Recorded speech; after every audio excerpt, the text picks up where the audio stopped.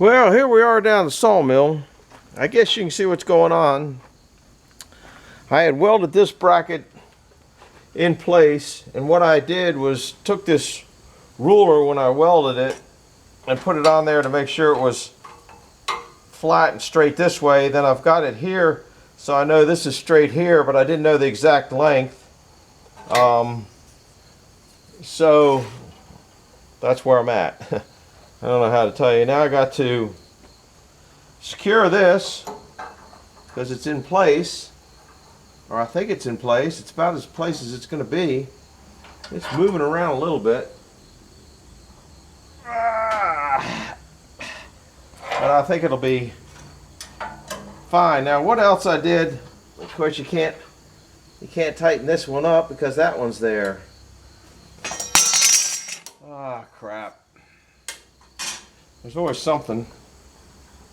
If I tighten it from I guess I can tighten it from the other side, which I didn't really want to do, because then you're on the piece that you don't want to move. You're moving a piece. See, you're moving a piece on a piece that you don't want to move. Now I'll double check it, see if I screwed it up at all. Then I got to take it out and take it up and weld it. Yeah, I'm all right with that. I got to do that to the other side. Now, what else I did here? I guess I'll take you off the lift thing, tripod, is I put a little support in here because this thing was leaning down just a little bit because it's pretty cantilever. You can see it's cantilevered out all that far, and then when you put oil in it, it'll be even more. So what I did was, this is just a screw jack that I made for working on sawmills actually a long time ago. Just this part of it here, really. And I brought it up so it's a little strong. I don't know if you can see that bubble. It's a little strong, so it's just a little high on this outside edge, which by the time you get all the slop out of everything and that kind of stuff, it'll probably be, I'm guessing it's going to go back to level. I didn't check level this way. I guess I should have done that, but I'm not worrying about it. It's close enough for a hydraulic tank. And then I got to start plumbing it, so I got to take this out, and like I said before, they have no way, if you wanted to change a filter, there's no way this oil just wouldn't pour out the whole time you're doing it. So I'm going to put a T in here because I want to go off and run another line over to that over there. So I'm going to put a T in a valve and a T in a valve, or T in a valve. I don't know what I'm going to do there. It's just something I'm doing. And I'm doing this while the paint up there is drying on the can't think, shanks. So I'm going to tighten up the other side, then take it up the house and weld it. Oh, I got to take it all off, which hopefully isn't too big of a job. I had to cut a little bit of a radius on it down here. Of course, I don't know whether you can even see that. I don't think you even saw that. Nah. Down there, I had to cut a little radius because it wouldn't turn right. So this one's ready to come out. So we'll loosen it up, lightly loosen it up, and it's torquing. I can see it torquing a little bit. As long as I don't lose my relationship there, I'll be all right. Let's see. I got to take the bolt out at the bottom one. Yeah, twisted here. Easier to take this one out here, I think.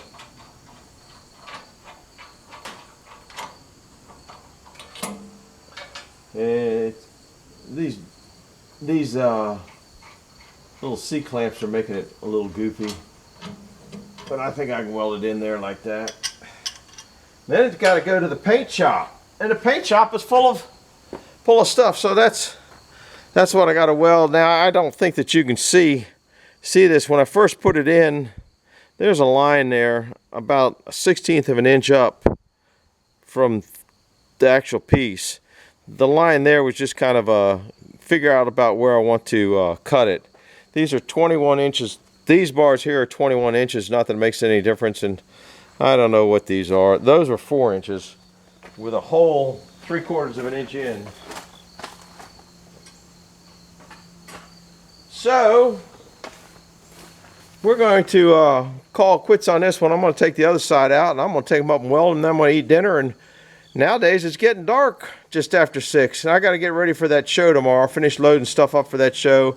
I did deliver the pressure washer, so we'll meet you back up at the house. I'll probably weld it, wire brush them, and fizz can them, or rattle can them, or I don't know, whatever. We'll see you in a bit. Hi guys. If you're new here, this is Friggin' Jeep. I guess you know it because of the title, and I'm working on about, I guess, 6 things right now, all at one time. I've repainted all these teeth. I got up actually at 9:30. I was out here painting these things. That's how disgustingly early I got up today. And tomorrow I have to get up at a little bit after 5. I have to be over in Poolsville at 7 because they close the roads down at 7. And I got to deliver chairs and tables and coolers and weights and a whole truckload of stuff. But meanwhile, I just got the word that I got to deliver the pressure washer, my pressure washer, over to my daughter's house. So I'll have to squeeze that in. But just to even do that, it'll take a half hour to load it because I can't pick it up. Go get the Bobcat, put the flat plate on the Bobcat forks, then come up here, get it, put it on, take it back, half hour. So I'm working on that. I'm also working on the oil pump over there a little bit as I'm looking for parts for here and here and here and here. Been working on these brackets. I just finished welding them. Those are the final, I don't know if you recognize those. I showed them last night. Now they're going that direction instead of this direction. I just finished welding these. This is part of the brackets I'm making. Not the best looking welds in the world, but it should hold that tank up. They're still too hot to do anything, so I would work on painting this, or I got the second coat on this side of both of those. I got a little bit of slag there, but I got a feeling it's going to stay there. A little bit of deburring of wire there. Oh, it just came off. I burned a hole in it there. I guess you can probably see that. But now I have to go down and bolt them in place, so I'll probably take you down there for that, and then clamp them. But I want to raise that tank up. I'll show you when I get down there and do that. This thing over here, I've got had to get a reducer in here. I was going to put a bushing reducer in there because I want to keep this in there as close as I can. Direction here, the direction goes this way. But I kind of, boy, I don't like screwing things into plastic. That's for sure. Boy, that just doesn't feel good at all. How about this end? Nah, I don't know if you're seeing that. Boy, that just feels nasty. Huh. I'm gonna wire brush that piece off, but I want a shorter one because you can kind of get an idea that that's kind of getting out there. Either that or turn it 90, then zoom it back around.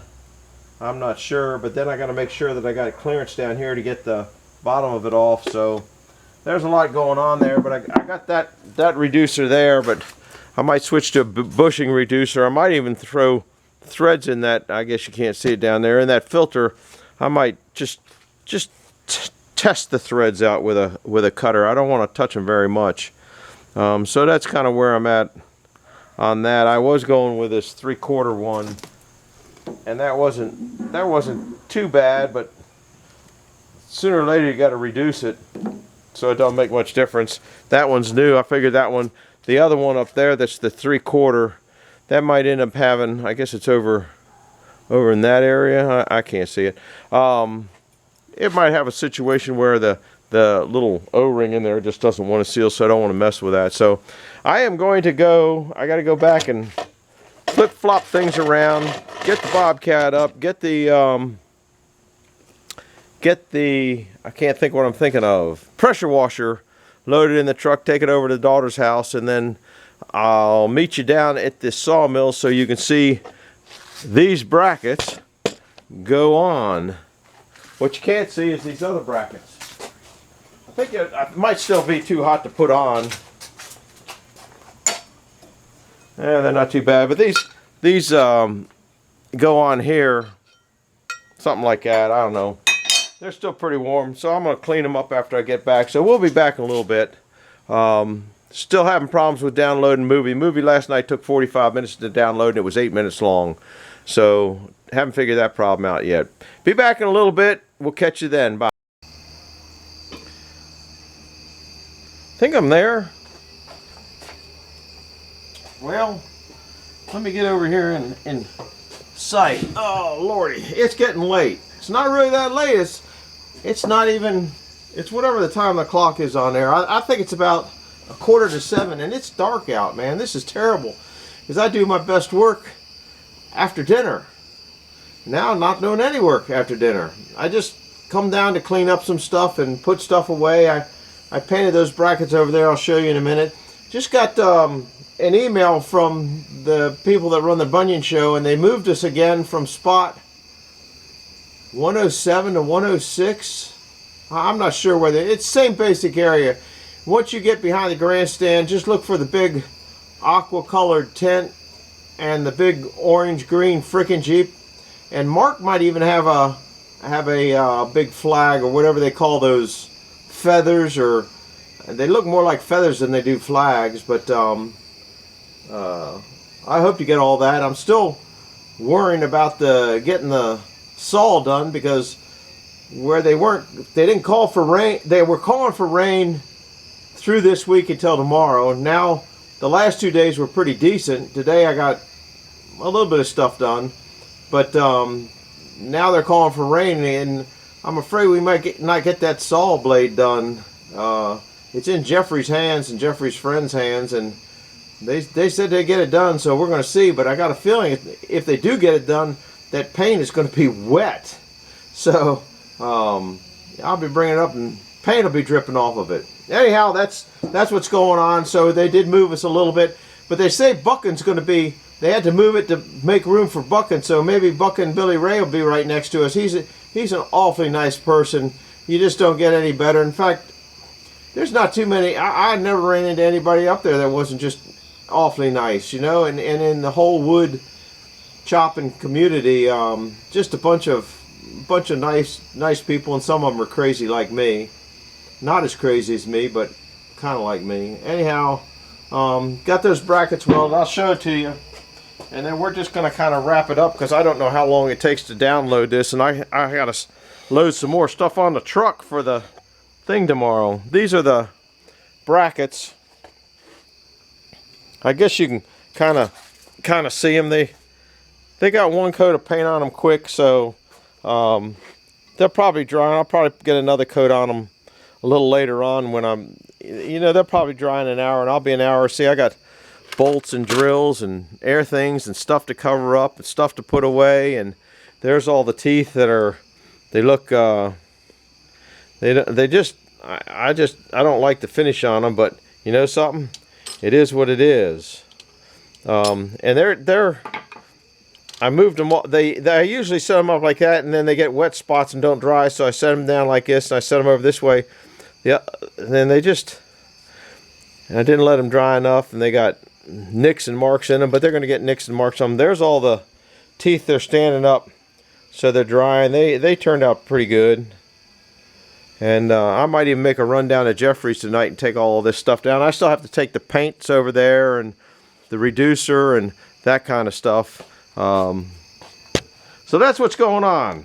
Just working on stuff. Oh, I did, well, you can't even see it now. I did find a different reducer for that, which you guys probably can't see.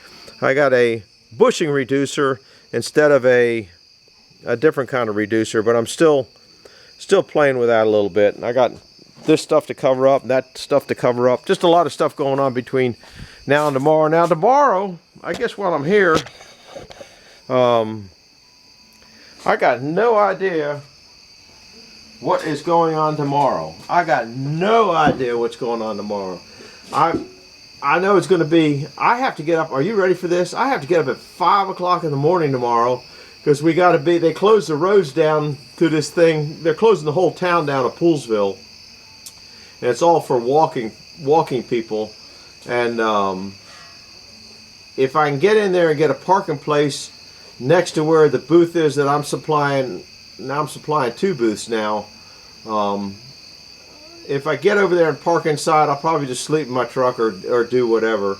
The wife is one of the, whatever they do at the booths, whatever they're doing, I think, I don't know what's going on exactly. But if we get in there before 7, you can still drive inside the area, so I don't have to cart all this stuff who knows how far. So that's why we're trying to get there before 7. And it's over an hour drive from here, especially the way I drive. Still got a few things to put in the truck.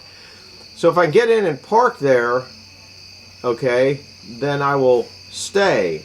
If I can get in there and I can't park there because the parking is all full up, okay, because there's a parking place right behind where they're going, it's a complicated mess, then I'll come home. But that's an hour drive home, so 7, you know, unload, be done by 8, get home by 9, fall asleep, and get up and then I got to turn around, and there's a real tight window where you got to pick up all this stuff too, which is kind of aggravating, but somehow it'll work out. Then Monday I got to take the Jeep engine up to Fastenal and deliver that. So Sunday kind of is a leeway, but it's supposed to rain. It's supposed to rain quite a bit next week, so I don't know when they're going to get that saw sandblasted. It's kind of scaring me. Who knows? Anyhow, do me a favor, hit the like button, hit the subscribe button. If you're going to come up to Bunion Show, leave a note down, and if we get the saw, we'll have you sign the saw. If not, we'll just meet and jabber. So we're taking a half a dozen better chairs up there so you can sit and have a good time, and like to see everybody up there. It's only a couple weeks away, so we'll see you then. Bye-bye.